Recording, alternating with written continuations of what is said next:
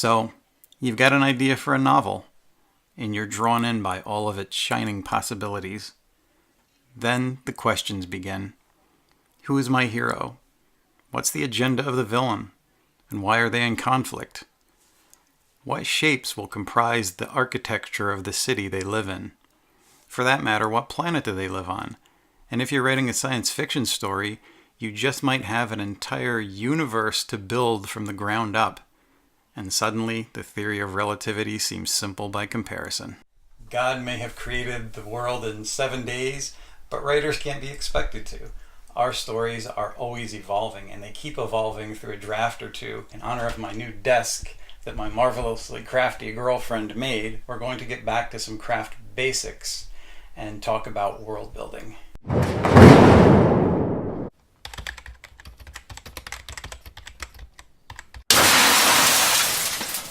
If you haven't subscribed already, target that subscribe button in 3, 2, 1. And remember to ring the notification bell so you'll be notified of all my future uploads.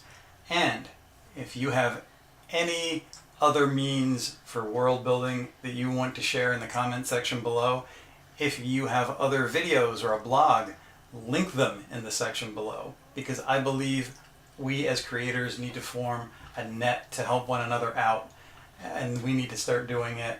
The sooner the better. When you're putting together a world that's completely of your own imagining, there are some tips and tricks that I've learned from comic books and storyboards and the film industry that I think can help people a great deal. Now, when I was doing it as part of a team, there's good and bad in terms of doing a story by committee. And usually sitting down and spewing ideas, a lot of people have them, and then there's one head writer that takes them all, correlates them, and uses what they decide to make it work best for them and putting the pieces together in terms of their script. When you're doing it on your own and coming back to doing it on my own, it's a lot of work. So we're going to look at those basics that I've learned from other storytelling media and see how it can apply and make your job a little bit easier. And you'll see as we go along how each of these sections feed and build on one another so that it enlarges and creates the major structure for your world. Number 1, and we're going to start right at the beginning here because that's where some of you may be. Does your character live in a city, a forest, under the earth, above the earth, or water? Or maybe they're from another planet entirely, or an alternate reality, or a different dimension. When you're looking at your world, your environment, what you're basically taking into consideration is a lot of the foundation of your situation. And depending on the argument of the person and how you're coming at your own craft, some people will tell you that the situation always comes first. Plot before character.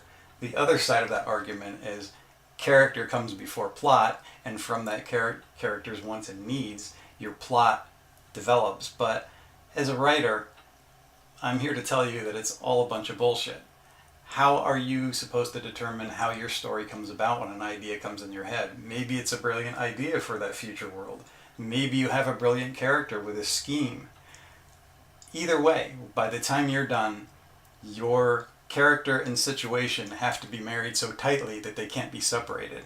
So when you're developing your world, you need to think about how that's going to affect the populace and, more importantly, your main character. The environment means a lot. The environment impacts the situation, which will impact the entire story. It's the platform, the stage on which your story takes place. So when you're building it, you need to think in terms of, once you get your plot and your situation figured out, how they're going to accentuate and exemplify one another. Because if they don't, then you're putting a character that's cardboard, dropping them into a scene like so many blockbuster movies, and the situation will completely run the movie, and the character will seem like an absentee in his own story. Another thing to consider, are your characters actually traveling to a different world?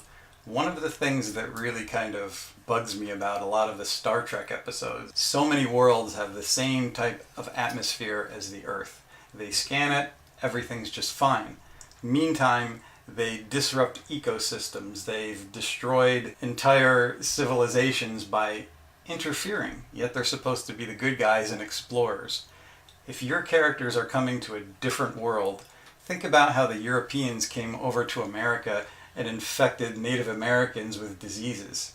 Your characters could be picking up diseases they're not immune to, or infecting an entire planet because they're carrying stuff that world has never been exposed to. So environment can be very important for the health of your characters, for the ecosystem of an entire world. And these things, I think, need to be considered when you first start coming into the idea of establishing your environment. And number 2, once you've established environment, that directly impacts the food and water supply. Do your characters buy groceries at a store? Are they hunter-gatherers? Do they grow and raise their own crops or livestock? Once you've established your environment, how does that impact what your characters are going to eat and sustain themselves? If they're living in a forest, obviously they're going to be hunter-gatherers. They're going to have to go out and survive by hunting. Or they've got farms that they're growing. They're an agricultural community.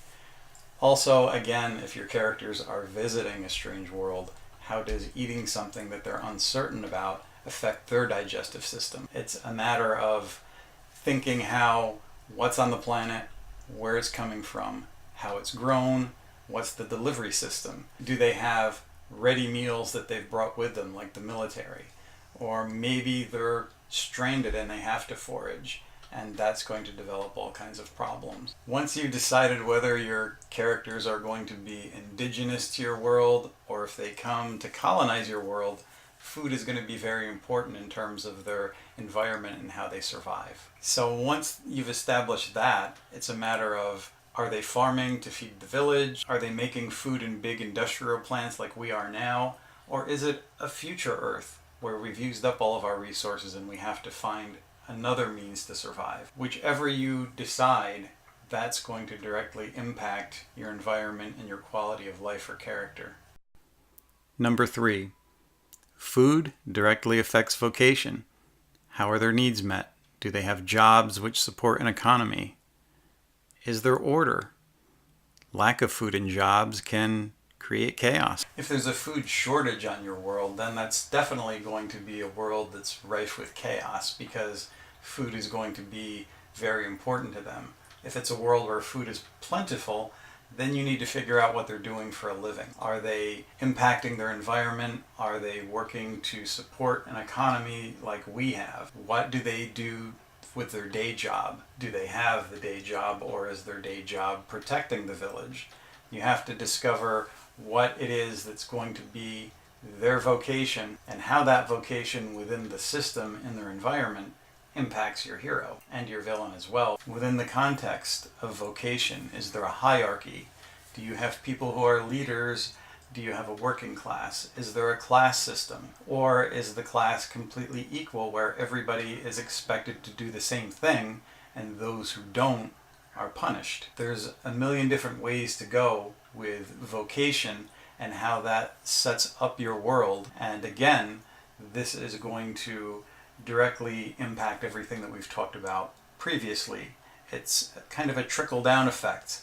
And once you start getting into the vocation and what they do with their time, is there a military, is there farmers, how that's broken down affects the vocation, which directly affects your economy, your environment, and how your world is utilized.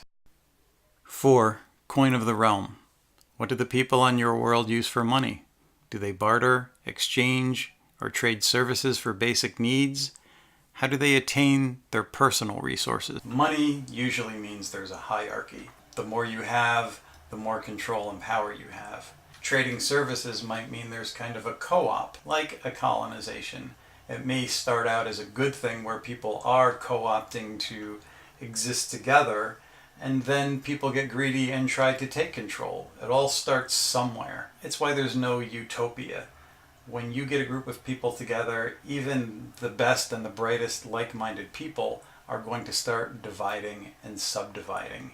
And once you start getting into what's important, what's of value, whether it's an ideal or a physical thing that they can hold and possess, that's when the division begins. And when the division starts, whatever is holding that group together usually starts breaking down. Then the people who are in charge of the resources usually try to take control. And then your money and your rate of exchange kind of differs. It kind of changes, and value becomes whatever the person in charge can put on the value of the resources. It's whatever they want to blow it up to be and inflate it to be, and suddenly the trade and the exchange becomes difficult. So how they're exchanging in your world is up to you, but there's usually the narcissistic person in the crowd, in the group, and things will start to divide. Whatever your coin of the realm is going to be the thing that ends up becoming a wall that divides or a means of control. 5. People. They're the most valuable of resources. They use one another to attain their goals and needs. They're manipulated by ruling class, politicians, and even religion. Once you start thinking about people and how they're used, then we start getting into the people who are in charge of the resources wanting the most for the least. Whether that's the working class doing the most work for the least amount of money, maybe they're slaves, maybe they're owned, maybe they are the food source themselves. I mean, it all goes back to how you want to play up the previous topics and getting into people, how they're manipulated, how they're controlled. Control leads to a form of chaos in itself if the fear factor can get out of control. There is a theory that goes way back that without a degree of control, without the laws of the system, then chaos would completely take over. And that's probably how it started out. But then once you put people in those positions to sort of lean over those that they're trying to keep order, then things can get messy very quickly. And depending on what kind of mess the order chaos has become within your people and the populace and the way that they are controlled or the lack of control, again, is going to directly affect everything that has come before it. So this is getting into something that's really the emotional core of your story, because no matter what your story is, it's about human nature. Once you understand what's causing difficulty, what's twisting the emotional knife in your populace, in your characters, also does so in your audience. That emotional core is where your story takes place. The environment, the means by which the environment sustains itself. This is the stage decoration, and then we're getting to people. People are the players. That emotional core is going to be how your story is delivered, how it affects everyone else's emotion, and essentially everything stems from that. So in this episode, we've covered a lot of the 101. These are foundational basics, and some of you may be saying, well, I already understand that. But there's a lot of people out there that probably don't. And let's face it, whether you've been doing this for a while or not, you've seen science fiction movies and fantasy stories where you know the writers didn't cover these things because you can kind of unravel their world. But if it's a good idea, you're either sitting back saying, this was a really good idea, why didn't they think it through? Or it's still kind of fun and you're watching it because it's a campy B movie. But I'm assuming most of you don't want to write a campy science fiction novel. So covering these things, I think it's something that a lot of world-building discussions don't encapsulate. They usually start getting lost in the minutiae of details. Let's begin with this detail and let's run with it in free form and hope that it grows and expands into something that's actually good and covers all the bases. That's hard. There's a lot of details involved, and especially for new writers, you could totally get lost in those details. Some people have you writing an entire world Bible before you begin and answering questions on things that you may or may not ever use. Don't get me wrong, I'm all for taking a bit of time, maybe 4 to 6 weeks, maybe even a couple of months, and figuring out these basic details before you begin. Because if you have a solid foundation, what you put on it is apt to be better than if you don't have these basics in mind. Also, we think about movies. Movies always emulate our culture, and Hollywood has the whole save the cat formula. The psychological aspects of save the cat aren't wrong. In fact, they're actually pretty good. But Hollywood takes it and they do the same beats with it every time, and it looks like a formula because the audience knows what's going to happen almost at the moment it's supposed to happen in the movie. Meantime, you've probably heard, as have I, dialogue isn't important as long as the actors get in there and they play it with a certain emotion, and you keep having conflict after conflict. You get a big action movie, it pulls people along with the action and the roller coaster ride, and nothing else matters. I fear for craft, I really do. On the other end of all that formulaic dictation that big companies and big budget movies are putting out there, you have the newer creators that develop this hatred for rules because they can't distinguish the rules that are bullshit from the rules that are actually going to help them, and that's shutting out a lot of creators. I'm for giving people something that they can work with and still do their own thing, but come at it from a more solid point of view. I've known a lot of great artists, but there's only a few that could start with the small details like a finger and then design a great character around that without coming up with some of the larger anatomical structure first. Granted, it's not impossible, but it's harder. That's my point in all this. My hopes that it will give something useful to people, especially those just starting out. And we're going to talk more about the minutiae and those little details and how to implement them. And also some larger details like magic, monsters, superpowers, and how to apply all that within your world next time. So I hope you'll come back for the next episode. Meantime, remember to like and subscribe, and I'll see you on the next episode of The Story Detective.